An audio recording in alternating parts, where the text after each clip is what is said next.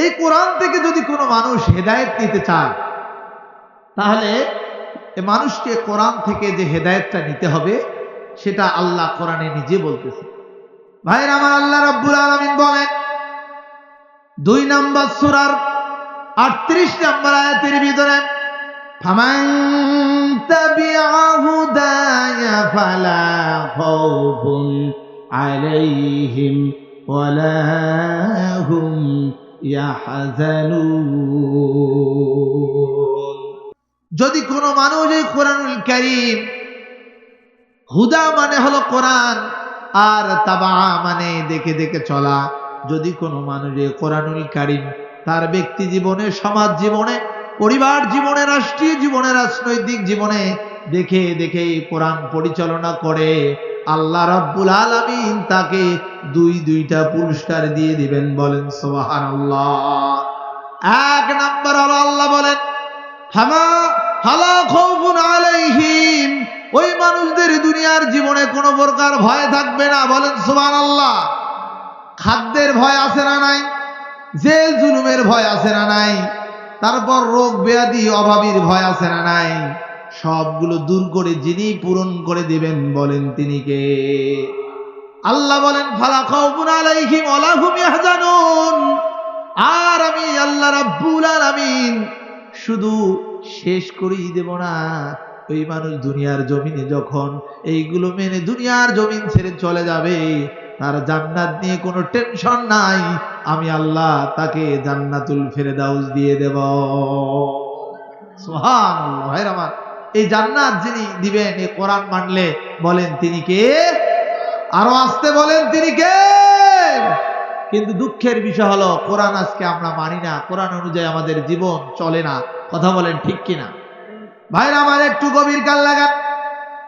আল্লাহর নবীজি কোরআন দিয়ে তার ব্যক্তি জীবন, সমাজ জীবন, পরিবার জীবন পরিচালনা করেছেন। এই জন্যই সমাজের ভিতরে মারামারি, কাটাকাটি, খুন খারাপি, জেনা, ব্যভিচার, ধর্ষণ যাই ছিল সবগুলো যিনি দূরীভূত করে দিয়েছেন, বলেন তিনি কে? আমার নবীজি যেই যুগে এসেছিলেন সেই যুগটার নাম হলো আইয়ামে জাহিলিয়াতের যুগ। 577 খ্রিস্টাব্দে নবীজি জন্মগ্রহণ করলেন। করার পরে নবীজি দেখতে পাইলেন সমাজের ভিতরে মারামারি, কাটাকাটি, খুন খারাপি, জেনা, ধর্ষণ, ব্যভিচার আছে না নাই? আমার নবীজি চিন্তা করলেন, আহারে, নবীজির বয়স যখন 10 বছর হয়ে গেল, নবীজি দেখতেছেন মারামারি, কাটাকাটি, খুন খারাপি। মানুষের বাড়িতে গেলেন, মানুষদেরকে ডাক দিলেন আর বললেন, ও ভাই, তোমরা মারামারি করো না, কাটাকাটি করো না, খুন খারাপি করো না, এগুলো করলে কিন্তু সমাজের বিশৃঙ্খলা হয়। কথা বলেন ঠিক কিনা? এই এক হাদিকে ওই ফ্যাসিস্টরা হত্যা করলো আর গোটা বাংলাদেশে আন্দোলনে জড়িয়ে গেল। কথা বলেন না কেন? এই হানাহানি, মারামারি জিতু করলে সমাজের ভিতরে বিশৃঙ্খলা হয়ে যায়। নবীজি এইভাবে 10 থেকে 17 বছর পর্যন্ত দাওয়াতি কাজ করলেন। সিরাতের কিতাবের ভিতরে আসলো একটা মানুষও হেদায়েত হইল না।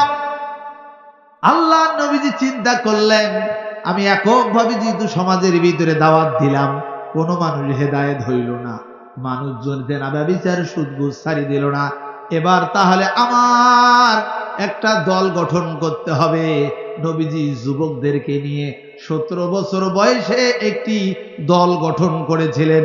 মুসলমান যদি বুঝে থাকেন বা জেনে থাকেন, বলেন যদি কি সেই দলটার নাম কি? হিলবুল ফুজুল। সুবহানাল্লাহ। আমার সেই শ্রোতারাই ভালো জানে, শিক্ষিত শ্রোতা, এদের সাথে আলোচনা করে মজা আছে, বলি আলহামদুলিল্লাহ। ভাইরা আমার, 17 বছর বয়সে নবীজি দল গঠন করলেন, যুবকদেরকে সাথে নিলেন। সাথে নিয়ে মক্কার এমন কোন বাড়ি নাই, আনাচে কানাচে যে দরজার কড়া নাড়া দেয় নাই, আর বলে নাই, ও আমার ভাইয়েরা, তোমরা খুন খারাপি, জেনা, ব্যভিচার, সুদ ঘুষ, জেনা এগুলো করিও না, এগুলো করলে সমাজের ভিতরে বিশৃঙ্খলা হয়। ভাইরা আমার, সিরাতের কিতাবের ভিতরে আসলো 17 থেকে 40 বছর পর্যন্ত নবীজি দাওয়াতি কাজ করলেন যুবকদেরকে নিয়ে। মানুষ হেদায়েত হইল না, জেনা ব্যভিচার সুদ ছেড়ে দিল না, নবীজি একটু হতাশ হয়ে গেল। আল্লাহর নবীজি হেরা গুহায় চলে গেল। যাওয়ার পরে নবীজি আল্লাহকে ডাক দিলেন, রব্বুল আলামিন, আল্লাহ তোমার একটা প্রেসক্রিপশন দাও, সাজেশন দাও, যেটা দিয়ে সমাজবাসীকে আমি আল্লাহ দাওয়াত দিয়ে দেব। আল্লাহ রব্বুল আলামিন মহান গ্রন্থ আল কোরআনুল কারীমের প্রথম সূরা আলাকের 5টি আয়াত নাযিল করলেন। ইকরা বিসমি রাব্বিকাল্লাযী খলাক। কোরআনের আয়াত নাযিল হলো, নবীজি কোরআন বুকে নিলেন। আল্লাহ রাব্বুল আলামিন আরশে আজিম থেকে নবীজিকে ডাক দিয়ে বলেন, নবীজি, ইয়া আইয়ুহার রাসূল বাল্লিগ মা উনজিলা ইলাইহি মির রাব্বিক। ওগো নবীজি, আমি তোমার কাছে যা নাজিল করলাম এই কোরআন তুমি গোটা সমাজবাসীর কাছে পৌঁছায়া দাও। নবীজি কোরআন বুকে নিলেন, মক্কার আনাচে কানাচে হাঁটা শুরু করে দিলেন, মানুষদেরকে দাওয়াত দিতে লাগলেন কোরআন দিয়ে। দিন যত যায় ইসলামের সুধা পালন গ্রহণ করে নিয়ে কালিমা পড়ে মানুষগুলো ইসলামী দলের ভিতরে সম্পৃক্ততা হতেই থাকে। জোরে বলেন সুবহানাল্লাহ। দিন যত যায় আব্দুল্লাহর বেটা মুহাম্মদের দলের লোক ভারী হয়, আর আবু জেহেল আবু লাহাবের দলের লোক কম হয়। জোরে বলেন আল্লাহু আকবার। ভাইরা আমার, আমি আপনাদের কাছে তত্ত্বভিত্তিক কথা বলার চেষ্টা করছি, শুনুন। 40 বছর বয়সে নবীজি কোরআন নিলেন। 13 বছর বয়সে নবীজি 13টা বছর মক্কার জমিনে কোরআন দিয়ে দাওয়াত দিলেন। আবু জেহেলের অত্যাচারে হিজরত করে মদিনায় চলে গেলেন। মদিনায় যে কোরআন দিয়ে নবীজি 10 বছর রাষ্ট্র পরিচালনা করলেন। আমি আপনাদের কাছে জানতে চাই, বলেন তো দেখি, 13 আর 10 মোট কত বছর হয়? আরো আসতে কন। পেছনের ভাইরা বোধ আমার সাথে রাগ করছে, কম হয় না। বলেন কত বছর? এই 23 বছর নবীজি কোরআন দিয়ে দাওয়াত দিলেন। সিরাতের কিতাবের ভিতরে আসলো, এই 23 বছর আইয়ামে জাহিলিয়াতের যুগে কোরআন দিয়ে দাওয়াত দেওয়ার কারণে প্রত্যেকটা মানুষকে আল্লাহ হেদায়েত দিয়ে পরিবর্তন করে এক একটা লোককে রব্বুল আলামিন জান্নাতি রূপান্তরিত করে দিয়েছেন। বলেন সুবহানাল্লাহ। দুনিয়ার জমিনে জান্নাতির ঘোষণা সাহাবারা পাইছে কি পায় নাই? বলেন পাইছে কি পায় নাই? কারণটা কি দাদা? কথা বলেন। কোরআন দিয়ে। এবার আমি আপনাদের কাছে জানতে চাই, ভাইয়েরা আমার, বলেন তো দেখি, 17 থেকে 40 কত বছর হয়? অঙ্ক জানেন তো স্যার? না না, ছাত্র তো জানে। ভাইরা আপনারা জানেন তো 17 থেকে 40 কত হয়? 23 বছর আমার নবীজির কাছে দল ছিল কি ছিল না? সেই দলটার নাম কি? কথা বলেন। হিলফুল ফুজুল। এই 23 বছর নবীজির কাছে দল ছিল, কিন্তু বলেন তো ওই নবীজির সাথে কি কোরআন ছিল? বুঝেন নাই? তেলাওয়াত 17 থেকে 40 নবীজি দাওয়াত দিয়েছেন যুবকদেরকে নিয়ে। নবীজির কাছে কোরআন ছিল? ছিল না। কিন্তু নবীজির কাছে দল ছিল কিনা? থাকার পরে নবীজি মানুষের দাঁড়ে দাঁড়ে দাওয়াত দিলেন, একটা মানুষও হেদায়েত হইল না। আমি এবার আপনাদের কাছে জানতে চাই, বলেন তো দেখি, নবীজির চেয়ে শ্রেষ্ঠ নেতা দুনিয়ার জমিনে কেউ আছে নাকি? আরো আসতে বলেন, আছে নাকি? আমার দুনিয়ার জমিনে শ্রেষ্ঠ নেতা দল গঠন করলেন, মানুষদেরকে আমন্ত্রণ করলেন, মানুষ আসলো না, হেদায়েত হলো না, পরিবর্তন হলো না কোরআন ছাড়া। আজ দুনিয়ার জমিনে যারা দল গঠন করে, কল্যাণের দিকে ডাকায়, কল্যাণের আহ্বান করে, সমাজ পরিবর্তন করতে চায়, বলেন তো নবীজি যেহেতু পারে নাই, দুনিয়ার কোন মানুষ পাওয়ার সম্ভাবনা আছে? আরো আসতে বলেন, আছে? আর মানে এখান থেকে বোঝা যায় কোরআনুল কারীম নবীজি 23 বছর মুখে নিয়ে মানুষের দ্বারে যখন কোরআনের দাওয়াত দিয়েছেন, তখন মানুষ পরিবর্তন হয়ে আল্লাহর এক একটা করে জান্নাতি মেহমান হয়েছে। কথা বলেন ঠিক কিনা? হে মুসলমান, আগামী দিনে আপনি লক্ষ্য করেন আল্লাহ রাসূল এই কোরআন প্রতিষ্ঠা করতে গিয়ে তায়েবের ময়দানে রক্ত দিয়েছেন, উহুদের ময়দানে দন্দন মোবারক শহীদ করেছেন, আবু তালেবের গিরিগোয়ায় তিনি 3 বছর জেল খেটেছেন। আগামী দিনে মুসলিম হিসাবে আমরাও যদি আল্লাহর জমিনে আল্লাহর দ্বীন এবং কোরআন প্রতিষ্ঠা করতে চাই, আমাদেরকে রক্ত দিতে হবে, দাঁত দিতে হবে, জেল খাটতে হবে, এমনকি ফাঁসির মঞ্চে যাইতে হবে, তারপরেও আমরা রাজি। কিন্তু কোরআন প্রতিষ্ঠা ছাড়া আমরা বাংলার জমিন থেকে এক পা চুল পা আমরা সরে দাঁড়াবো না। কারা কারা দুহাত তুলে আল্লাহ দেখা।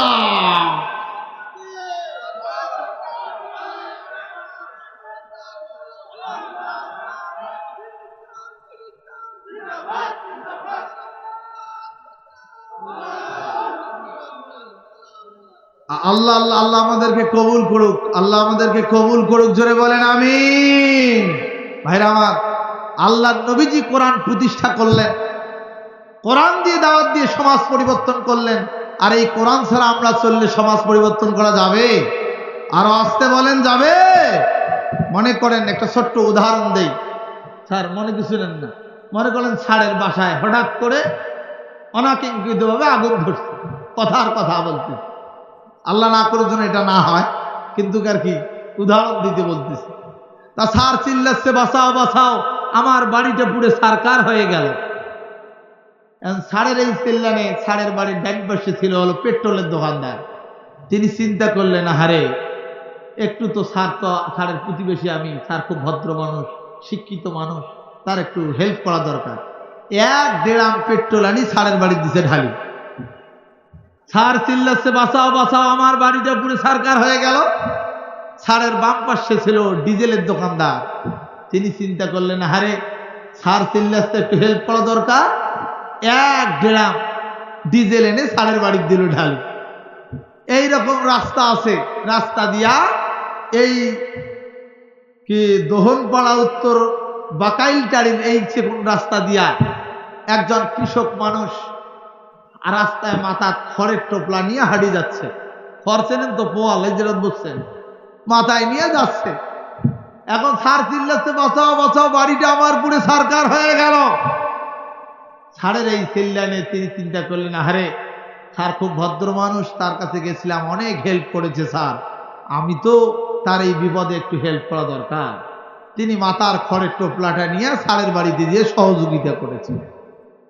ভাইরা আমার, আপনারা যদি বুঝে থাকেন তাহলে বলেন দেখি, ওই পেট্রোলওয়ালার পেট্রোল দিয়ে, খড়ওয়ালার খড় দিয়ে, আর না পেট্রোলওয়ালার পেট্রোল দিয়ে, ডিজেলওয়ালার ডিজেল দিয়ে, খড়ওয়ালার খড় দিয়ে কিয়ামত পর্যন্ত যদি স্যারের বাড়ির আগুন নেভানোর চেষ্টা করা হয়, তাহলে বলেন আগুন নিভবে না জ্বলবে? আরো আসতে বলেন, নিভবে না জ্বলবে? তাহলে আগুন নিভানোর জন্য ভাই প্রয়োজন কি? আরো আসতে বলেন, পানি। পানি না দিলে অন্য যাই দিবেন বাড়ার সম্ভাবনা আছে না নাই? ভাইরা আমার, ঠিক তেমনই ভাবে বাংলাদেশ 54 বছর স্বাধীনতার হল, 55 বছরে পদার্পণ করল। এই 55 বছরে বাংলার জমিনে আমরা দেখেছি লেনিন, কার্ল মার্কস, মাও সেতুং আর বাংলাদেশের সংসদ ভবনের 350 জন সংসদ সদস্যের মন গড়া আইন দিয়ে বাংলার জমিন পরিচালিত করা হয়েছে। এই আইন দিয়ে পরিচালিত হওয়ার কারণে বাংলার জমিনে সুদ, ঘুষ, জেনা, ব্যভিচার আর রাহাজানি একদিনের জন্য কি বন্ধ ছিল? কথা বলেন, ছিল? এই বাংলার জমিনের আগুন নিভানো সম্ভব তখন। আগুন যেমন ছাড়ের বাড়ির আগুন নিভানোর জন্য যেমন পানির প্রয়োজন, বাংলার জমিনের অশান্তি দূর করার জন্য ঠিক তেমনি কোরআনের আইনের প্রয়োজন। আরো আসতে বলেন, ঠিক কিনা? কোরআন একমাত্র শান্তি দিতে পারে, কোরআন ছাড়া কোনো শান্তি আসতে পারে?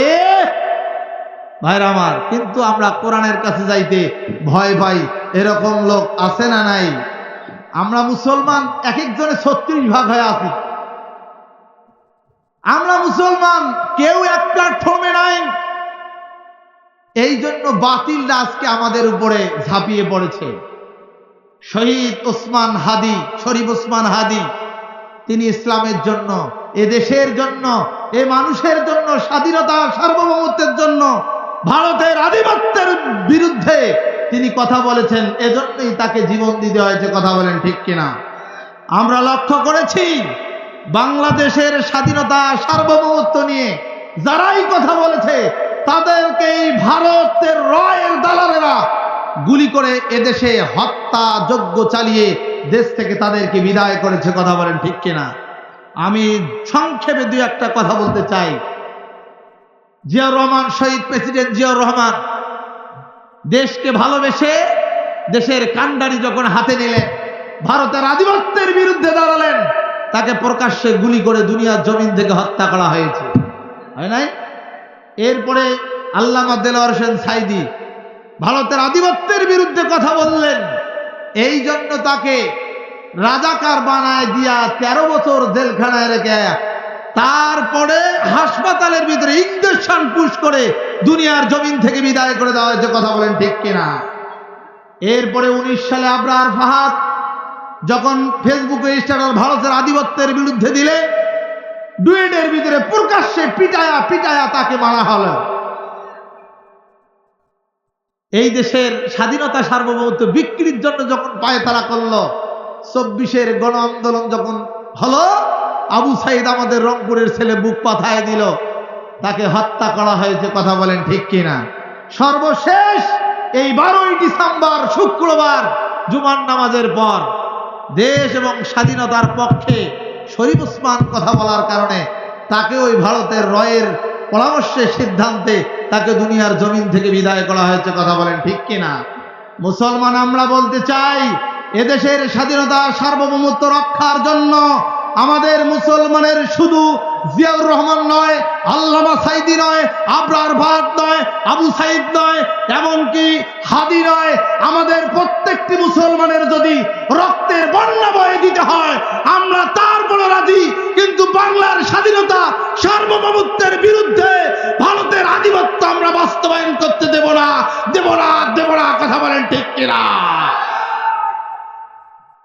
এদেশ আমার, এদেশে আমরা জন্মগ্রহণ করেছি, স্বাধীন সার্বভৌমত্বের কথা বলবো, কালো দাদাগিরি বাবুগিরি এখানে চলবে?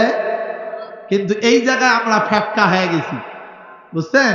এক একজন মুসলমান এক একটা গুরু হয়েছে। হ্যাঁ, ওক মানে তা আমি কেন এখানে, আমি কেন না, এখানে আমার যাওয়া যাবে না, বাবা নিজে বাঁচলে বাপের নাম। এই কথা যদি বাঁচি থাকেন, আপনার জন্য দুনিয়া তো শাস্তি, আখিরা তো জাহান্নাম, যিনি দেবেন তিনি কে? এই মুহূর্তে আমাদের ঐক্যের প্রয়োজন। সকল মুসলমান এক প্ল্যাটফর্মে এসে আল্লাহর জমিন, আল্লাহর দ্বীন কায়েম করা দরকার। কথা বলেন ঠিক কিনা? আসেন ছোট্ট একটা উদাহরণ দিয়ে আমি মূল আলোচনার দিকে যাব। এক কৃষক, এই এলাকায় কোনো বাজার আছে ভাই? কি বাজারের নাম? মোহনপাড়া চৌবুতির বাজার, দোহলপাড়া। এই বাজারে যে এই এলাকার একজন কৃষক মানুষ, শুনতেছেন ভাই? এই যে গল্প করতেছেন, আমি শেষ করব তো, বেশিক্ষণ আলোচনা করব না, আপনাদেরকে কষ্ট দেব না, আমি আলোচনা শেষ করব।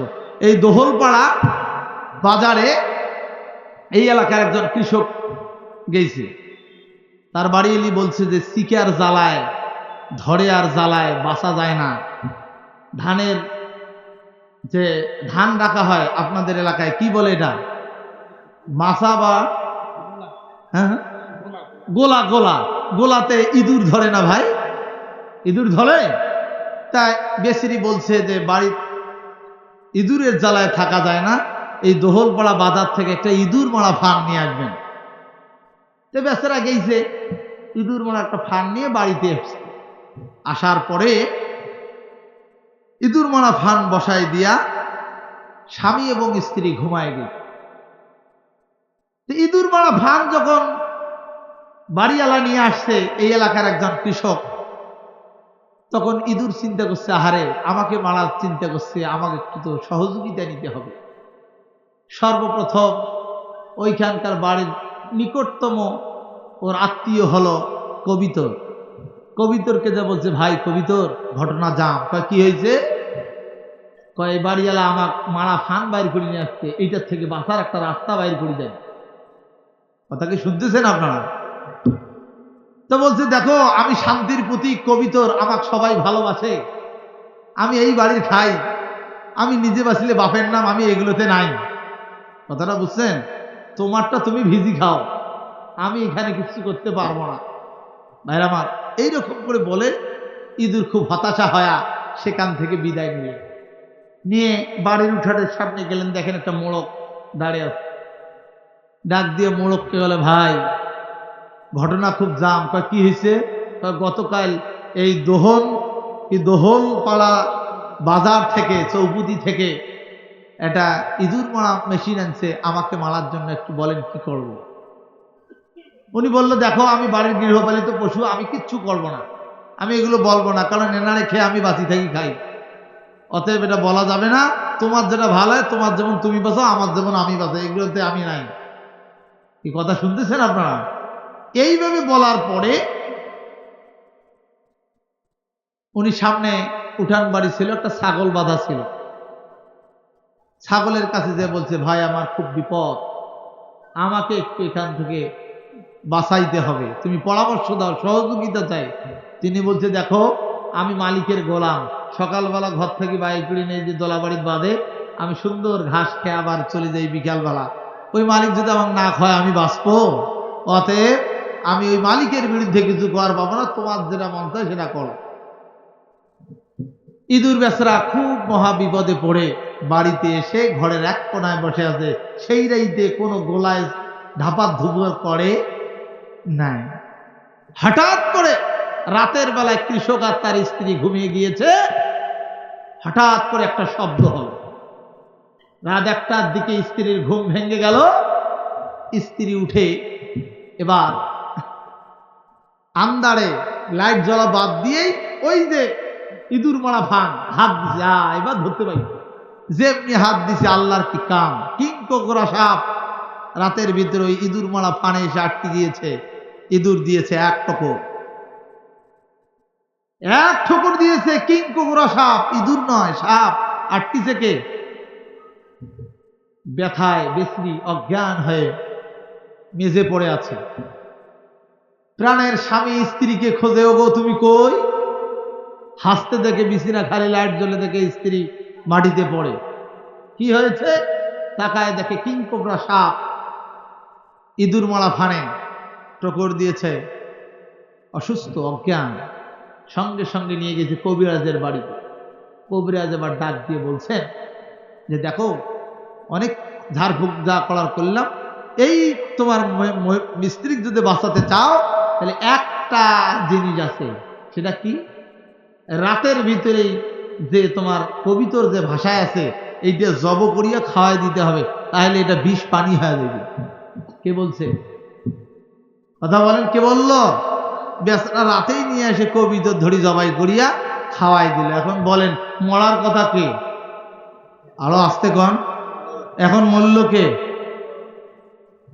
এখন বেচারা 3 দিন মানে অসুস্থ হয়ে গেল। পরের দিন হলো বিভিন্ন জায়গা থেকে সাগাই সদর আইসে না দেখি।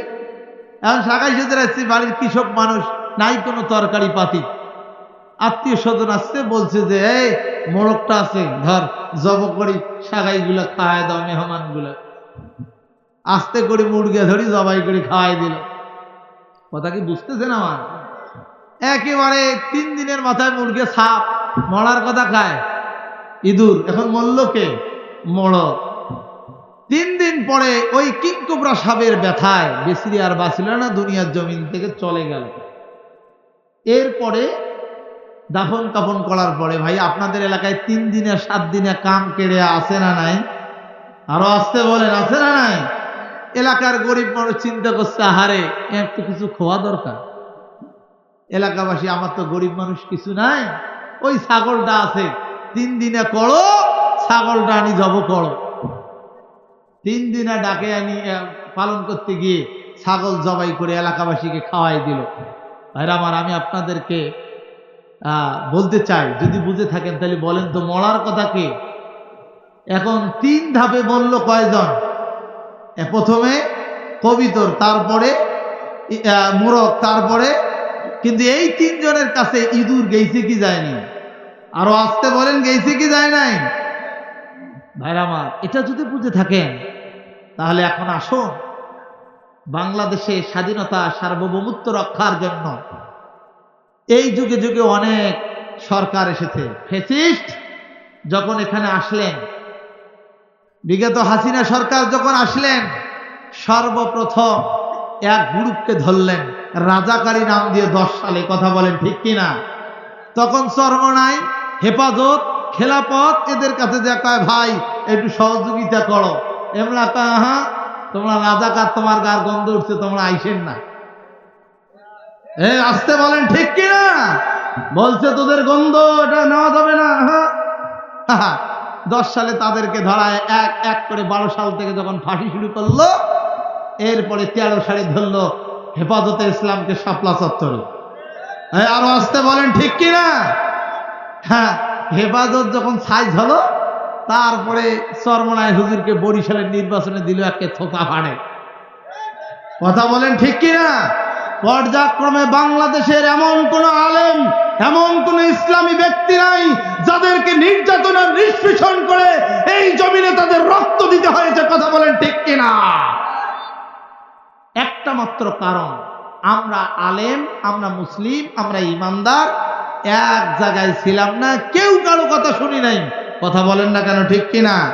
কিন্তু আল্লাহর শুকরিয়া, আল্লাহর কাছে লাখো কোটি শুকর, এই বাংলাদেশের এই দুর্দিনে ইসলামপন্থী দলগুলো এক জায়গায় এসেছে, বলেন আলহামদুলিল্লাহ। আগামী দিনে ইসলামের পক্ষে বিজয় আনার জন্য মুসলমান কারা কারা রাজি আছে? দু হাত তুলে আল্লাহকে দেখা। লিল্লাহে তাকবীর। আল কোরআনের আলো ঘরে ঘরে হইবে না, কত আর ঘর জ্বালান, ঘর শেষ হয়ে গেছে। আল কোরআনের আলো, আল হাদিসের আলো, লিল্লাহে তাকবীর।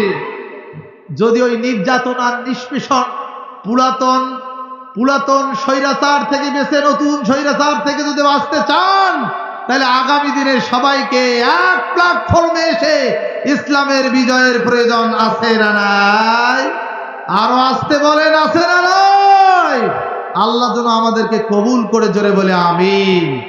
আরো আসতে বলে আমিন। এই জন্য এই কোরআন বিজয় করার জন্য আমাদের যে কর্মসূচি আল্লাহ কোরআনে দিয়েছেন, আমরা সরাসরি সেই কর্মসূচির দিকে যাচ্ছি।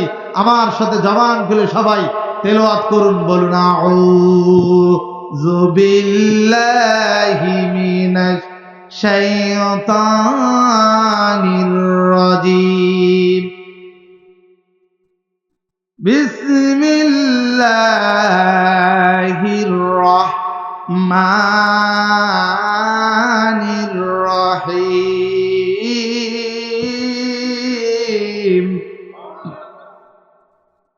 কুল ইন কুনতুম তুহিব্বুনাল্লাহা ফাত্তাবিউনি ইউহিব্বুকুমুল্লাহ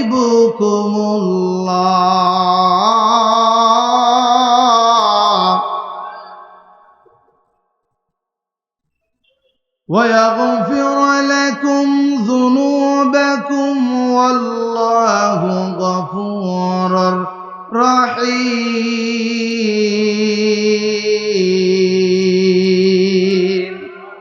আল্লাহ বলেন 3 নম্বর সূরা আল ইমরানের 31 নম্বর আয়াত। এই যে হ্যালো, এই যে বড় ভাই, কি উঠতেছেন কেন? শেষ করে দেবো, দোয়া করে দেই নাকি? হ্যাঁ, শেষ করে দেবো তো। আমি তো আর আপনাদের 12টা বার করবো না ইনশাআল্লাহ, একটু মন দেন। আমি 12টায় দোয়া করে দেবো। যেহেতু 21 তারিখের দাওয়াত দিছে, আমার 22 তারিখের দাওয়াত দিছে, কি তাহলে 12টার পর কয় তারিখ হইবি ভাই? 22 তারিখে আমি আলোচনা করবো না, 21 তারিখে শেষ করবো। এই ধরলাম, একটু জাস্ট এই আয়াতের একটু শানে নজুল আপনাদেরকে দিয়ে আমি আখিরি মোনাজাত করে দেব, একটু মন দেন। আল্লাহ বলেছেন 3 নম্বর সূরা আল ইমরান আয়াত নাম্বার 31, আল্লাহ বলেন কুল ইন কুনতুম তুহিব্বুনাল্লাহ। ও নবীজি, এই পৃথিবীর মানুষদেরকে বলো, তারা যদি আল্লাহকে ভালোবাসতে চায় তাহলে ফাত্তাবিউনি ইউহিব্বুকুমুল্লাহ, তারা যাতে করে নবীজিকে অনুসরণ করে। ইউহিব্বুকুমুল্লাহ, যদি কোনো মানুষ নবীজিকে অনুসরণ করে তাহলে আল্লাহ পুরস্কার দিবে দুইটা। জোরে বলেন কয়টা? এক নাম্বার হলো ইউহিব্বুকুমুল্লাহ, আল্লাহ রাব্বুল আলামিন ওই মানুষকে নিজে ভালোবাসবেন, বলেন সুবহানাল্লাহ। ওয়া ইয়াগফিরু লাকুম যুনুবাকুম, আল্লাহ রাব্বুল আলামিন ওই বান্দার জীবনের গুনাহগুলো যিনি ক্ষমা করে দিবেন, বলেন তিনি কে? দুইটা পুরস্কার। নবীজিকে অনুসরণ করলে পুরস্কার কয়টা? দুইটা। আল্লাহু গফুরুর রহিম, নিশ্চয়ই আল্লাহ দয়ালু ক্ষমাশীল। জোরে বলেন সুবহানাল্লাহ। ভাইরা আমার, এখানে একটা শব্দের একটু তাফসীর করে আমি আমার আলোচনা শেষ করব। সেটা হলো ফাত্তাবিউনি। এই শব্দটা তিনটা মূল ধাতু রয়েছে। একটা হলো তাবাআইন, তাবা। তাবা শব্দের অর্থ হলো দেখে দেখে পথ চলা। যদি কোনো মানুষ তার ব্যক্তি জীবন, সমাজ জীবন, পরিবার জীবন, রাষ্ট্রীয় জীবন, রাজনৈতিক জীবন, আন্তর্জাতিক জীবন, প্রত্যেকটা জায়গায় নবীজিকে দেখে দেখে তার নিজের জীবন পরিচালনা করে, তাহলে আল্লাহ রাব্বুল আলামিন তাকে পুরস্কার দিবে কয়টা? আরো জোরে সবাই বলেন। এক নাম্বার কি? আল্লাহ নিজেই ওই বান্দাকে ভালোবাসবেন। দুই নাম্বার, ওই বান্দার জীবনের গুনাহ মাফ করে দিবেন, যিনি তিনি কে? এখানে যারা আছেন আল্লাহর ভালোবাসা কে কে না চান? হাত তোলেন। হ্যাঁ, ও মা, তো চান না?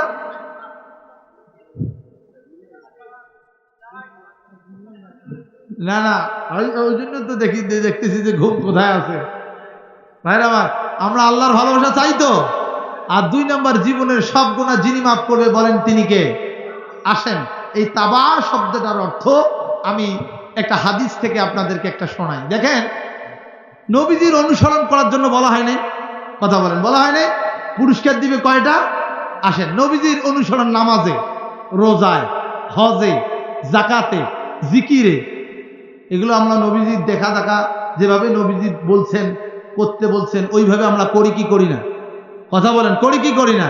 এখন বলেন তো দেখি, নবীজির নামাজে, রোজায়, হজে, জাকাতে আর কি জিকিরে, এইগুলোর ভিতরে নবীজির অনুসরণ করতে হবে, কিন্তু নবীজি রাষ্ট্র যেভাবে চালাইছে ওই জায়গায় নবীজির অনুসরণ করা যাইবে? হ্যাঁ, যাইবে? ওখানে তো না করলেও আমাদেরকে আল্লাহ এই দুইটা ভালোবাসা দিবে নাকি? আল্লাহ এই দুইটা জিনিস দিবে, পুরস্কার দিবে। একটা হলো আল্লাহ নিজে ভালোবাসবে, আর একটা হলো আল্লাহ জীবনের গুনাহ মাফ করবে। আল্লাহ বলছেন ফাত্তাবিউনি, গোটা জীবনে নবীজির অনুসরণ করতে হবে। তাহলে গোটা নবীজির অনুসরণ করতে গেলে নামাজে, রোজায়, হজ, জাকাতে মানলাম, নবীজি যে মদিনায় দেয়া 10 বছর এই কোরআন দিয়ে রাষ্ট্র চালাইলো, এইটা মানা যাইবে না তো? হ্যাঁ, এই জায়গায় অনুসরণ করলে ভেজাল কে হুজুর? এই তো রাজনীতির কথা খান। কি আরো আসতে কান, ঠিক কিনা? হয় হুজুর, তোমরা মৌলবি মেশি কোরআন হাদিসের কথা কইবেন, রাজনীতি কেন? ভাই, রাজনীতি তো বলতেছি নবীজির অনুসরণ করার জন্য আল্লাহ নিজে বলছেন। তা কোথায় করব? বলেন, আমাকে দেখায় দেন। খালি নামাজ, রোজা, হজ, জাকাতের ভিতরেই এই ফাত্তাবিউনি, মুফাসসিরিন ইকরাম প্রায় 17টি তাফসীর আমি ছোট্ট মানুষ পড়েছি। প্রত্যেকটি জায়গায় বলেছেন নবীজির প্রত্যেকটি, বিশেষ করে নবুয়তের 40 থেকে 63 বছরের 1 মিনিট 1 সেকেন্ডের জন্য মুসলমান তার জীবন থেকে বাদ দিতে পারে। আমরা বান্দা কার? আরো আসতে বলেন। আর উম্মত কার? এই যে ভাই ঘুমাইছেন, হ্যাঁ, উম্মত কার? নবীজি। উম্মত মানে কি জানেন? উম্মত মানে হলো দলীয় কর্মী, বাংলা ভাষা। মিল্লাত মানে হলো দল। এখন আসেন, ওই যে মানুষ যে মারা যায় না, কথা বলেন, যে মারা যায়, মারা যাওয়ার পরে মানুষকে চকলেটের মতো মোড়ায়া কবরে যখন নামায়, একটা দোয়া কয় ভাই, জানেন কি? বিসমিল্লাহে ওয়া আলা মিল্লাতি রাসূলিল্লাহ। এটার অর্থ কি জানেন? আল্লাহর নামে রাসূলের দলে রেখে গেলাম। এখন আমি আপনাদের কাছে যে এখানে মিল্লাত ওয়া আলা মিল্লাতি রাসূলিল্লাহ, রাসূলের দলে রেখে গেলাম, আমি আপনাদের কাছে জানতে চাই, যে লোকটা দুনিয়ায় বেঁচে থাকাকালীন নামাজ নাই, রোজা নাই, হজ নাই, জাকাত নাই, আল্লাহ নাই, বিল্লাহ নাই, ইসলাম নাই, ইসলামী আন্দোলন নাই, আবার ইসলামী আন্দোলন যারা করছে তাদের বিরুদ্ধে স্লোগান দেয়, তাদের বিপক্ষে জেল জুলুম খাটার জন্য মামলা হামলা দেয়, এরকম মুসলমানের সন্তান নবীজির উম্মত আছে নাই? আরো আসতে বলেন, আছে না নাই? তাইলে আপনি যে বললেন যে আল্লাহর নামে নবীজির দলে রেখে চলে গেলাম, তাহলে যে লোকটা জীবিত থাকাকালীন নবীজির কোনো কাজ করলো না, ওই লোকটার নবীজির দলে যদি কবরে রাখেন, তাহলে এইটা কি মিথ্যা সাক্ষী দেওয়া হলো না? কথা বলেন, হলো না? এ মুসলমান, এই মিথ্যা সাক্ষী দেওয়ার কারণে কিয়ামতের ময়দানে আল্লাহ রাব্বুল আলামিনের কাঠ গলায় দাঁড়াতে হবে আপনাদেরকে, আমাদেরকে। কথা নাই বোঝেন? মিথ্যা সাক্ষী দিলাম, লোকটা নামাজ নাই, রোজা নাই, হজ নাই, যাকাত নাই, আল্লাহ রাসূলের কথা কয় না, ওই ইসলামী আন্দোলনের পথে যারা চলে, আবার তাদেরকে উল্টে মামলা দেয়, গুম খুম করে। অনেক ইতিহাস। সকালবেলা আমরা এতদিন 17 বছর শুনছি যে সকালে উঠিয়া ম্যাডাম বলে কোরআন শরীফ পড়ে, তসবিহ পড়ে, নাই শোনেন, নাই শোনেন? সেই ম্যাডাম আবার ইসলামী আন্দোলনের উপরে, নামাজিদের উপরে, দাড়িওয়ালাদের উপরে, টুপিওয়ালাদের উপরে নির্যাতন আছে না নাই? তাইলে কেমন তুমি নবীজির উম্মত?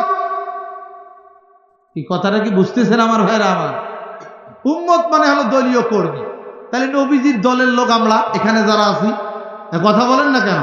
তা নবীজির দলের লোক যেহেতু, তার নবীজি যে কাজ করেছে ওই কাজ আমাদের করার দরকার আছে না নাই? সারাদিন বিএনপির মিছিল করেছি, জামাতের অফিসে দেয়া যদি কই যে একটা তবারক দাও, কইবে? হ্যাঁ, সোয়াতি লাঠি দিয়ে গড়ে ঠেকায় দেওয়ার সম্ভাবনা আছে না নাই? সারাদিন জামাতের মিছিল করে দেয়া যদি বিএনপি অফিসে তবারক চাই দিবে? প্রেরণ আছে না নাই কপালে? ঠিক তেমনি মুসলমান সারা জীবন লেনিন, কার্ল মার্কস আর মাও সেতুং, এমনকি ইবলিসের অনুসরণ করে নামাজ নাই, রোজা নাই, হজ নাই, যাকাত নাই, নবী, আল্লাহ বিল্লাহ, এমনকি ইসলামী আন্দোলনের পথেও নাই। আপনি এটার বিপক্ষে আপনার অবস্থান নিলেন আর কবরে চলে গেলেন। আল্লাহর নবীজি সে কিয়ামতের ময়দানে যে আপনাকে সুপারিশ করে একে জান্নাত দিয়ে দিবে, এটা কি এত সহজ? কথা বলেন, এত সহজ নয়। যেমনই ভাবে এক দলের মিছিল করলে আর এক দল খাওয়ায় না, দুনিয়ার জমিনে আল্লাহর নবীজির কাজ না করে চলে গেলে আল্লাহ রাব্বুল আলামিন কিয়ামতের ময়দানে ওই ফেরেশতাদের দ্বারা পিটায়া জাহান্নামে নিক্ষেপ করবে। কথা বলেন ঠিক কিনা? এই জন্য নবীজির পথ অনুসরণ করতেই দুনিয়ার জমিনে নামাজ পড়তেই হবে। এটা বিদ্যে বলতেছি না, কিন্তু নামাজ পড়ে, রোজা রেখে, হজ করে আব্দুল্লাহ ইবনে উবাই জাহান্নামে গেছে কি যায় নাই? বলেন, গেছে কি যায় নাই? ভাইরা আমার, গভীর কাল লাগা বুখারীর হাদিসের ভিতরে আসলো, জলিলুল কদর আব্দুল্লাহ, নবীজির সাহাবী আব্দুল্লাহ ইবনে উবাইয়ের সন্তান, নবীজির দরবারে চলে গেল, ডাক দিয়ে বলতেছেন, ইয়া রাসূলুল্লাহ, ইয়া হাবিবাল্লাহ, আমার আব্বা জান বৃদ্ধ হয়ে গিয়েছে, মৃত্যু শয্যায় সজ্জিত। ওগো আব্বা জান, আমার আব্বা এই দুনিয়ার জমিনে কোরআন প্রতিষ্ঠিত হোক, ইসলাম প্রতিষ্ঠিত হোক, এটা চায় নাই। তার কারণ আপনি নিজে জানেন, আল্লাহর নবীজি মক্কায় যাওয়ার আগে, মক্কা থেকে মদিনায় যাওয়ার আগে, এ মুসলমান গভীর কাল লাগান, মক্কা থেকে মদিনায় যাওয়ার আগে মদিনার নেতা ছিলেন আব্দুল্লাহ ইবনে উবাই। আবু জেহেল, আবু লাহাবের সাথে তাদের কথা হয়েছিল। তারা বলে দিয়েছিল, ও আমার ভাইরা, ও আব্দুল্লাহ ইবনে উবাই, তুমি চিন্তা করো না, মদিনার রাষ্ট্রপতি আমরা তোমাকে বানায় দেব। মক্কার জমিনে যখন নির্যাতন নবীজি হলেন, হিজরত করে আল্লাহর পরামর্শে মদিনায় গেলেন। দিন যত যায় মদিনার ইহুদি খ্রিস্টানরা নবীজির দলের দিকে চলে আসে, নবীজিকে মদিনার রাষ্ট্রপ্রধান বানায় দিল। আব্দুল্লাহ ইবনে উবাইয়ের যে মদিনার রাষ্ট্রপ্রধান হওয়ার স্বপ্ন ছিল, সেই স্বপ্নটা ভেঙে গেল। যেই চেয়ার পাওয়ার কথা ছিল, সেই চেয়ারটা আর পাইল না। কি বুঝতেছেন কি? এই ক্ষোভে আল্লাহর নবীজির বিরুদ্ধে সে সংগ্রাম শুরু করলো, কিন্তু সংগ্রামে সে জিততে পারল না। দিন যত যায় কোরআন দিয়ে দাওয়াত দেওয়ার কারণে মহাব্বতের বেড়া আব্দুল্লাহর দলের লোক বাড়ে না, কমে। এইবার যখন নিজে হেনস্থ হয়ে গেল, ও কলিজার টুকরা মুসলমান ভাইয়েরা আমার, যখন নিজে হেনস্থ হয়ে গেল, নবীজির কাছে কালিমা গ্রহণ করলেন, নবীজির পিছনে নামাজ পড়লেন, যুদ্ধের ময়দানে গেলেন, হজ করলেন, কিন্তু ওইটা আব্দুল্লাহ ইবনে উবাইয়ের মন থেকে ছিল। মুখে মুখে সামাজিক আছে না? এই দেখেন নামাজের সময় সামনে ভোট আছে, এক আসরের নামাজ মাঝে মাঝে মেম্বার বা চেয়ারম্যান বা এমপি 3 বার পড়ে, পেছন চেলা ডাকে কয় ভাই আপনার বলতেছি না কিন্তু স্যার ওটা যে আসরের নামাজ পড়লেন এটা চুপ থাক, ভোটের দরকার আছে না নাই? আর আমাদেরকে মৌলবি দাড়িওয়ালা টুপিওয়ালাদেরকে কয় এরা ধর্ম ব্যবসায়ী, আমরা ভোটের আগেও মাথার টুপি দেই, ভোটের পরেও দেই, কিন্তু মিয়ারা তোমরা ভোট আসলে মাথায় টুপি দাও, হাতে তফসি দাও, মাথায় কালো পট্টি বাঁধা জনগণের কাছে যে ভোট চাও, এ তারাই হলো আসল ধর্ম ব্যবসায়ী। কথা বলেন ঠিক কিনা? ধর্ম ব্যবসায়িক তো তারা, আমাদেরকে কও ধর্ম ব্যবসায়িক, আমরা ধর্ম বেচে খাই না, ধর্ম বেচে গেলে তোরাই খাও। মেম্বার সাহেব মনে কিছু নেন না, এরকম আছে না? আছে না? কি আছে না? অবশ্যই আছে। আমাদের মেম্বার সাহেব সেরকম নয়, আলহামদুলিল্লাহ। এলাকার জনপ্রতিনিধিরা সবাই ভালো, আল্লাহ তাদেরকে ইসলামের জন্য কবুল করুক বলে আমিন। ভাইরা আমার, আবু জেহেলের মন খুব খারাপ, আব্দুল্লাহ ইবনে উবাইয়ের মন খুব খারাপ। আহারে কেমন হয়ে গেল, দল ওর বাঁচতেছে আমার কমতেছে, এইরকম করে মনে মনে খালি এমনি নবীজির পিছনে নামাজ পড়ে, মনের ভিতরে আগুন খালি দাউ দাউ করে জ্বলে। কথাটা বুঝছেন? বুড়া হয়ে গেল, বুড়া হয়ে গেল, মৃত্যু সজ্জায় সজ্জিত, নবীজির দরবারে তার ছেলে আব্দুল্লাহ চলে গেল। ভাইরা আমার, গভীর কাল লাগা আব্দুল্লাহ নবীজির কাছে গেল, ডাক দিয়ে বললেন ইয়া রাসূলুল্লাহ, হে ইয়া হাবিবাল্লাহ, আপনার কাছে আমার আবেদন হলো, আমার আব্বাজান মৃত্যু সজ্জায় সজ্জিত, আমি আপনার কাছে একটা আবেদন করার জন্য আসেছি, নবীজি দয়া করে আবেদনটা আমার রাখবেন। আল্লাহ নবীজি বলে কি আবেদন বলো? বললেন যে ইয়া রাসূলুল্লাহ, এই যে একটা গ্লাস নিয়ে এসেছি, এই গ্লাসটাতে 1 গ্লাস পানি আছে, ইয়া রাসূলুল্লাহ আমার আপনার উপর বিশ্বাস আছে, আপনার মুখের থুতু মোবারক যদি এই গ্লাসের ভিতরে লাগায় দেন, আর আপনি যদি কোনো দোয়া পড়ে এই পানির ভিতরে ফু দেন, আমার আত্মবিশ্বাস যে এই পানি যদি আমার বাবাকে খাওয়াই, আমার আল্লাহ রব্বুল আলামিন আমার আব্বাজানকে সুস্থ যিনি করে দিবেন, বলেন তিনি কে? আল্লাহর নবীজি সঙ্গে সঙ্গে আব্দুল্লাহর হাত থেকে গ্লাসটা নিলেন, নেওয়ার পরে নবীজি তার নিজের মুখের ঠোঁটটা এই গ্লাসের পানির সঙ্গে লাগায় দিয়ে মুখ থেকে একটু লালা লাগায় দিলেন, আর ডাক দিয়ে বলতে লাগলেন, আব্দুল্লাহ রে, আমি মুখের লালা লাগায় দিলাম, এই পানির ভিতরে ফু দিয়ে দিলাম, এই মুহূর্তে নিয়ে যাও তোমার আব্বাজানকে খাওয়ায় দাও। আরো আসতে বলেন সুবহানাল্লাহ।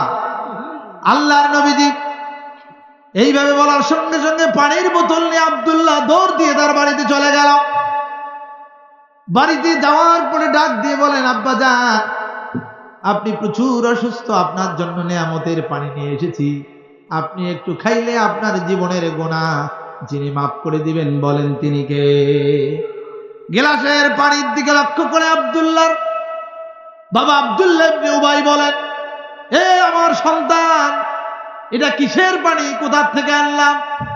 আব্দুল্লাহ ডাক দিয়ে বলে, এই পানিটা বিশ্ব নবীর দরবার থেকে এনেছি, মেহেরবানি করে পানিটা খাবেন, আল্লাহ চায় তো আপনার জীবনের গুনাহ যিনি মাফ করে দিবেন, বলেন তিনি কে? আব্দুল্লাহর হাত থেকে সঙ্গে সঙ্গে পানির গ্লাসটা নিলেন, নেওয়ার পরে নবীজিকে অপমান করার জন্য ওই ক্ষোভ নিজের চেয়ার পায় নাই, বুঝেন নাই? ওই নবীজির উপরে ক্ষোভ নিজের চেয়ার পায় নাই, ক্ষমতার যাবার পায় নাই, রাষ্ট্রপ্রধানও হয় নাই, গ্লাসটা নিয়ে আব্দুল্লাহর সামনে নিয়ে এক ছুঁড়ে ফিক দিয়ে দিলেন দূরে, আর নবীজিকে অকথ্য গলায় গালিগালাজ করা শুরু করলে দিলেন।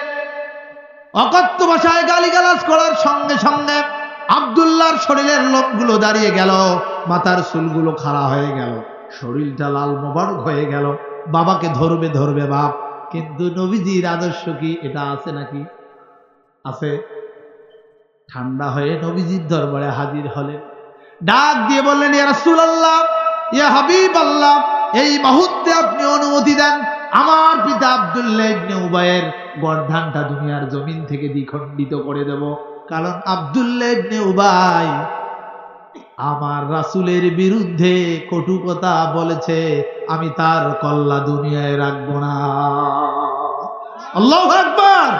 নবীজিকে ভালোবেসেছেন, নবীজির আদর্শের উপরে এত ইস্তেকামাত ছিলেন, নিজের বাপ বলেছে তাকে ছাড় দেয়। কিন্তু আমরা নবীজি কতু গেলে গাইলে কি হয়, আমার কি ঠিক কিনা? রাসূল বলেছেন, যার নিজের জীবনের চেয়ে আমাকে বেশি ভালোবাসবে না, সে ঈমানদার নয়। ভাইরা আমার, গভীর কাল লাগান। আল্লাহর নবীজি তাকে ঠান্ডা করলেন, তুমি আর রাগ হইও না, যাও যাও বৃদ্ধ বাবা, তুমি তার খেদমত করো।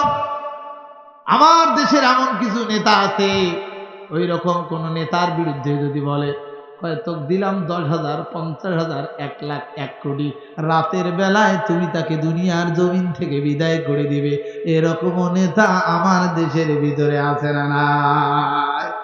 তার বাস্তব প্রমাণ হলো হাদি। কথা কয় না কেন? হাদিকে বলা হয়েছে এই আধিপত্যের কারণে নিজের অস্তিত্ব টিকবে না, বিদায় তাকে দূর করার জন্য কিরার দিয়ে তাকে দুনিয়ার জমিন থেকে বিদায় করে দেওয়া হয়েছে। আমার নবীজি কেমন নেতা ছিলেন, আদর্শ ছিল, লক্ষ্য করেন। তার বিরুদ্ধে এত গালিগালাজ করল, অপমান করল, নিজের সন্তান সে বাপকে দুনিয়ার জমিন থেকে বিদায় করতে চাইল, কিন্তু তারপরেও তিনি বিদায় করতে দিলেন না, বরং বুঝায় বললেন, দেখো বাবের বিরুদ্ধে কিছু বলা যায় না, যাও তুমি তোমার বাবের খেদমত করো। সুবহান। ভাইরা আমার, এবার কাল লাগান। আব্দুল্লাহ চলে গেল বাবার কাছে, দেখতে পাইলেন বাবা দুনিয়ার জমিন থেকে বিদায় হয়ে চলে গেল। আবার নবীজির কাছে দৌড়ে আসলেন আব্দুল্লাহ, ডাক দিয়ে বলে, ইয়া রাসূলুল্লাহ, ইয়া হাবিবাল্লাহ, এই মুহূর্তে আমি দেখতে পাইলাম আমার বাবা দুনিয়ার জমিন থেকে বিদায় হয়ে গেল। আমি ব্যক্তি হিসাবে আপনার কাছে 2টা জিনিস আবেদন।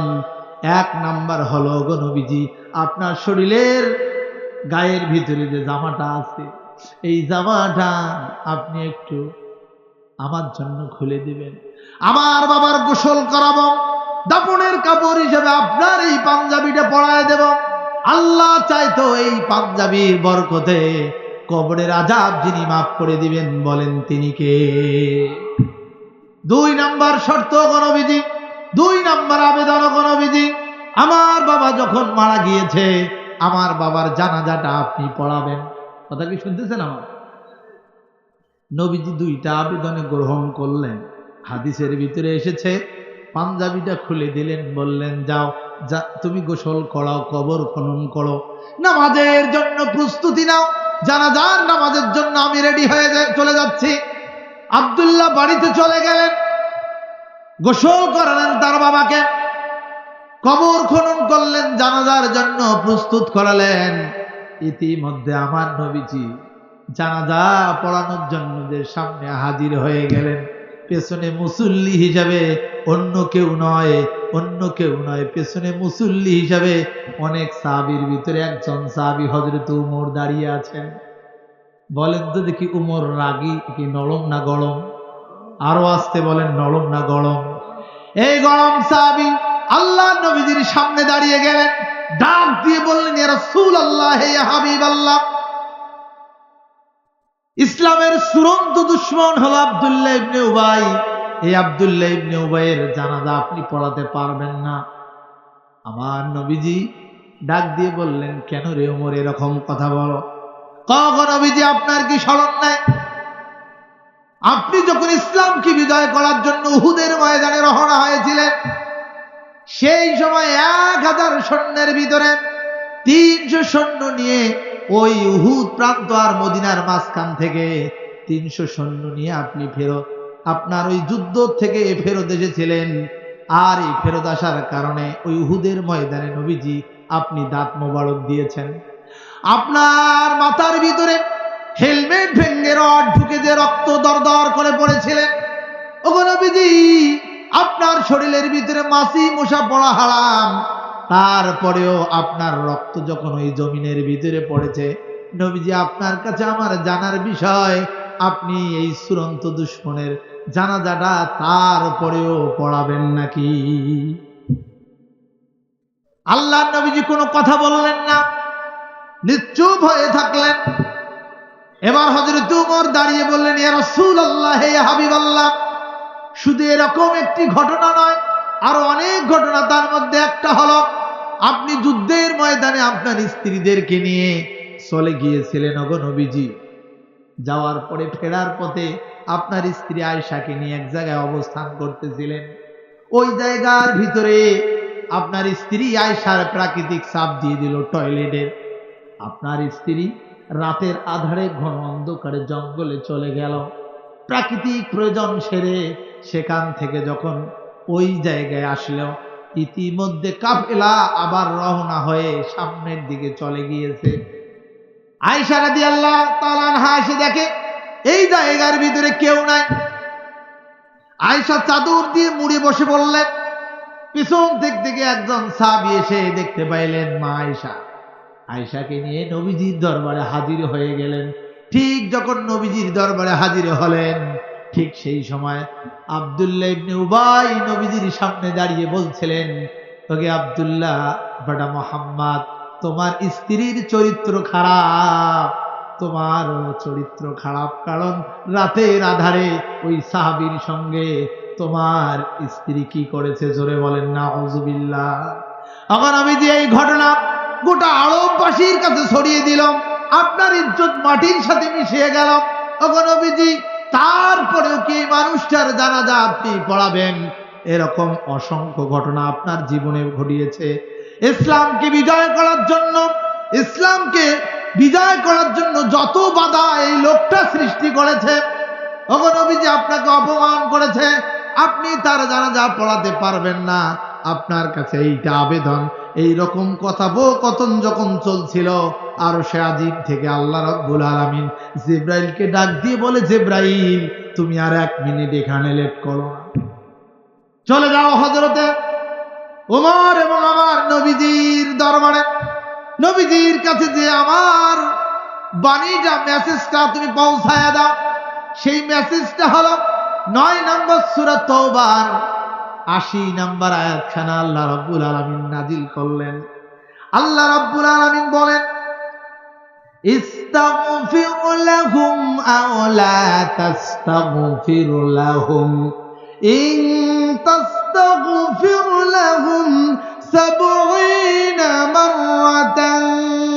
আল্লাহু আকবার। কোরআন আয়াত নাজিল হলো, নবীজির কানে এসে জিবরাইল বলতেছে, ওগো নবীজি, আল্লাহ রাব্বুল আলামিন এই মুহূর্তে আমাকে যে ঘটনাটা জানায় দিল সেটা হলো, নবীজি, ইস্তাগফির লাহুম আও লা তাস্তাগফির লাহুম। যেই মানুষটা ইসলামের বিজয় চায় নাই, যেই মানুষটা কোরআনের বিজয় চায় নাই, এই মানুষটার জন্য তুমি দোয়া করো আর না করো, এই লোকটার জন্য সমান। তার দোয়া, তার জন্য দোয়া করলেও কবুল হবে না, না করলেও কবুল হবে না। এই ফতোয়া যিনি দিলেন, বলেন তিনি কে? যেই নবীজি আঙ্গুল দিয়ে ইশারা করলে চাঁদ দ্বিখণ্ডিত হতো। কথা বলেন না কেন? নবীজির পাওয়ার ছিল কিনা? যেই নবীজি হালাল খাদ্যকে যদি আঙ্গুল তাকায় বলেছেন এটা হারাম, হারাম হয়েছে কি হয় নাই? যেই নবীজি হারাম খাদ্যকে বলেছে এটা হালাল, ওই সঙ্গে সঙ্গে সেই খাদ্য হালাল হয়েছে কি হয় নাই? এত পাওয়ারফুল একজন নবী, সেই নবী দোয়া করবে আর না করবে, এই দোয়া নাকি আল্লাহর দরবারে কবুল হবে না, ফতোয়া যিনি দিলেন তিনি কে? আরো আসতে বলেন, তিনি কে? এই পরিবেশে নবীজি একটু চিন্তা করলে, আহারে, আল্লাহ তো কঠোর একটু আইন দিল, তার জন্য দোয়া করলেও কবুল হবে না, না করলেও হবে না, তো একবার যদি না হয় বেশ কয়েকবার করব, তাও যাতে করে দোয়া কবুল হয়। জোরে বলেন আল্লাহু আকবার। নবী তো হলেন রাহমাতাল লিল আলামিন, উম্মতের জন্য পাগল করা।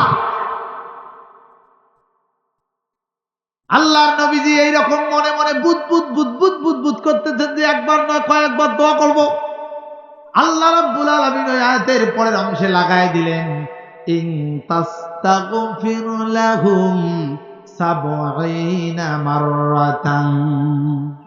ও নবীজি, তুমি যে একবার দুইবার দোয়া করতে যাচ্ছ মনে মনে, আমি তোমাকে বলতেছি নবীজি, তুমি একবার নয় দুইবার নয়, ওই মুনাফিকের জন্য যারা আল্লাহর জমিনে আল্লাহর দ্বীন কায়েম করতে চায় না, কোরআন প্রতিষ্ঠিত করতে চায় না, কোরআনের আইন চালু হোক তারা যারা চায় না, তাদের জন্য যদি তুমি ৭৪ বারও দোয়া করো, আমি আল্লাহ সেই দোয়া কবুল করব না। ফতোয়া দেন কে? আরো আসতে বলেন কে? এখন আমি আপনাদের কাছে জানতে চাই, যেই নবীর এত পাওয়ার, আকাশের চাঁদের দিকে তাকালে চাঁদ দ্বিখণ্ডিত হয়, সেই নবীজি যদি দোয়া করলে একবার নয় দুইবার নয় ৭৪ বড় দোয়া করলে দোয়া যদি কবুল না হয়, আমাদের মতো সলিমুদ্দি আর কলিমুদ্দি ৭ বার কেন ৭,০০০ বারও যদি ইসলাম প্রতিষ্ঠা, ইসলামের বিরোধিতাকারী মানুষদের বিরুদ্ধে আমাদের মৌলবি যদি ৭,০০০ বারও দোয়া করে, বলেন ওই দোয়া কবুল হওয়ার সম্ভাবনা আছে? কথা বলেন আছে? কারণ কি? নবীজি, যেই নবীজি কাছে কোরআন আসলো, ইসলাম আসলো, সেই নবীজির কাছেই দোয়া কবুল হয় না, আর আমাদের মতো মৌলবীদের কাছে হবে ভাই? তাহলে এখান থেকে বোঝা গেল আব্দুল্লাহ ইবনে উবাই নবীজির পিছনে নামাজ পড়ছে, রোজা রাখছে, হজ করছে, যাকাত দিয়েছে, কিন্তু দিন প্রতিষ্ঠা চায় নাই, কোরআন প্রতিষ্ঠা হোক এটা চায় নাই।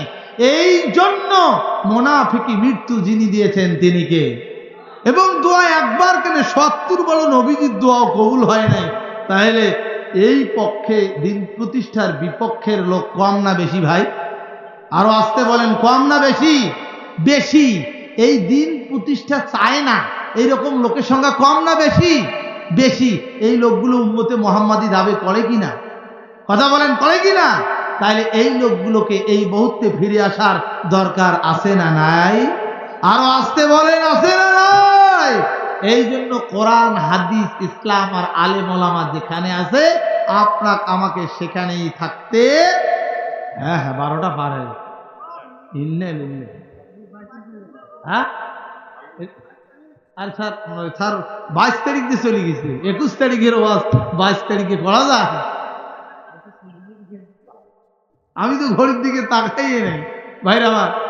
আমি এই তাফসিরের প্রায় অনেকগুলো তাফসির পড়েছি, প্রত্যেকে ফাত্তা বিউনি শব্দটির একটা নয় দুইটা নয় 10টি পয়েন্ট আমি নোট করেছি, যে সাহাবা একরাম কিভাবে অনুসরণ করে তারা জান্নাত পাইল, আর আমাদের কিভাবে অনুসরণ করে জান্নাত পাওয়া দরকার।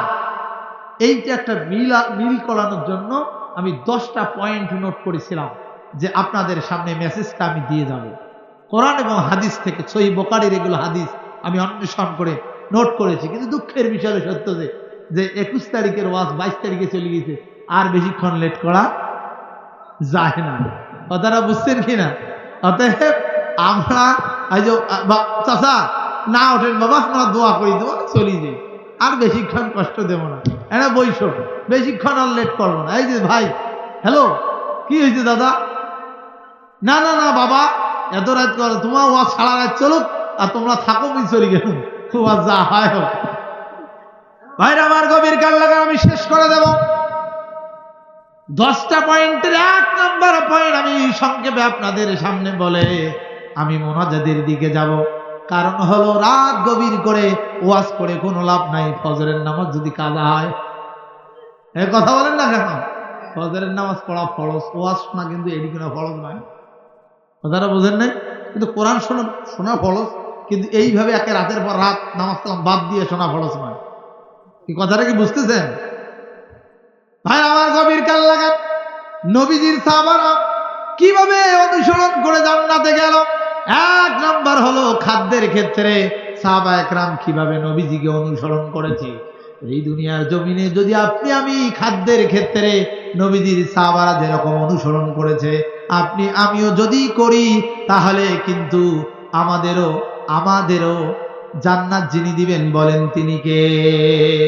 1 নাম্বার, খায়বারের যুদ্ধে নবী করিম সাল্লাল্লাহু আলাইহি ওয়াসাল্লাম যুদ্ধ করতে করতে হঠাৎ করে খাদ্য শেষ হয়ে গেল, পেটে প্রচন্ড খিদা।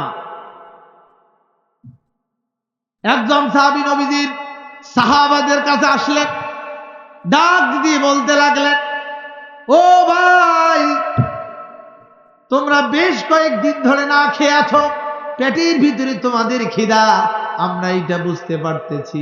আমার একটা গৃহপালিত গাধা আছে, এই গাধাটা আমি তোমাদেরকে জবাই করে খাওয়াতে চাই, তোমরা কি খাইতে চাও নাকি? সাহাবারা বলল, পেটের খিদা, অবশ্যই তুমি জবাই করো, নিয়ে আসো।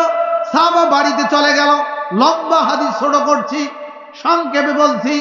সাহাবা বাড়িতে চলে গেল, গাধা জবাই করলো, বড় বড় দুইটা ড্যাগ খাদ্য রেডি করে দুইটাতে গোস্ত নিয়ে খায়বারের যুদ্ধের ময়দানে হাজির হয়ে গেল।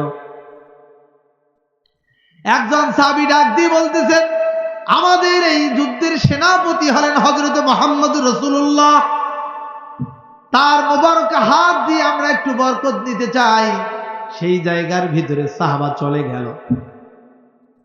আল্লাহ নবীজিকে ডাক দিয়ে বললেন, ইয়া রাসূলুল্লাহ, হে হাবিবাল্লাহ, বেশ কয়েকদিন ধরে খায়বারের যুদ্ধে না খেয়ে আমাদের দিনাতিপাত চলছে, আমরা আর কাজ করতে পারতেছি না। আল্লাহর একজন বান্দা, আপনার একজন সাথী, আপনার একজন উম্মত, তার নাম হলেন, তিনি একটা খাদ্য নিয়ে এসেছেন, ওই খাদ্যটা একটু উৎপাদন করে দেওয়ার জন্য আপনি আমাদের কাছে আসবেন। আল্লাহ নবীজি ডাক দিয়ে বললেন, কিসের খাদ্য? সাহাবা ডাক দিয়ে বললেন, ইয়া রাসূলুল্লাহ, অন্য কোনো খাবার নয়, খাবারটা হলো গৃহপালিত গাধা। এই গাধাটা জবাই করে গোস্ত নিয়ে এসেছে। নবীজির এই মুখ দিয়ে যখন এই কথা সাহাবার মুখ দিয়ে নবীজি শুনেছেন, সঙ্গে সঙ্গে নবীজি বলেছেন, সাহাবারে, তুমি শুনে থাকো, গৃহপালিত গাধার গোস্ত খাওয়া হারাম, এটা খাওয়া যাবে। কে বললেন? নবীজি ফতোয়া দিয়ে দিলেন।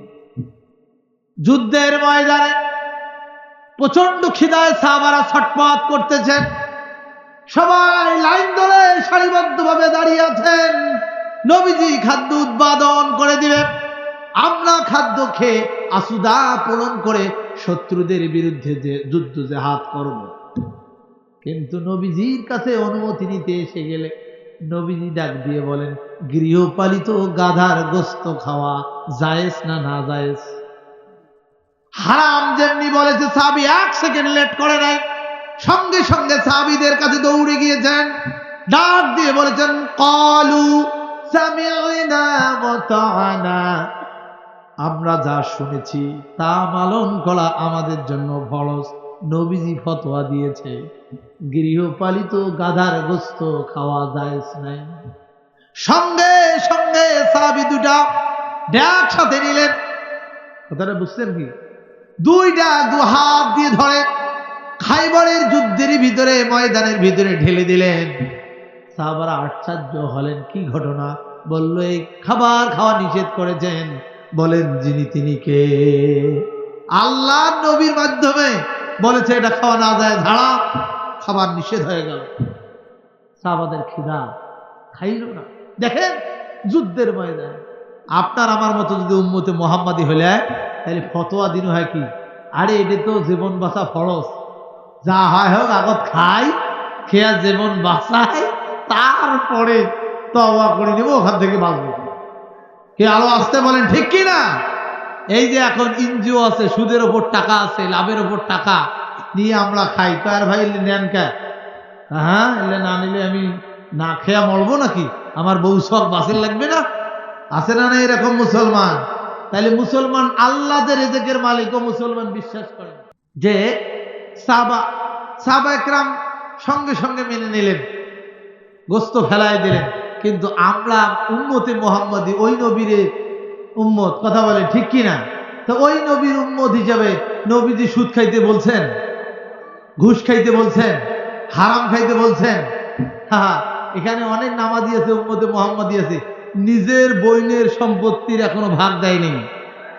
হ্যাঁ হ্যাঁ হ্যাঁ হ্যাঁ, আছে না?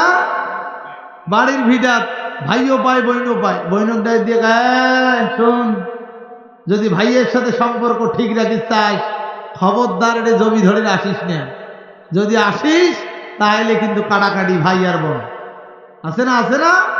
ওই ভাইদেরকে বলছি, শুনুন, আল্লাহ তাদের হক দিয়েছে, আপনি ওইটা দখল করে খাবেন, হারাম খাবেন।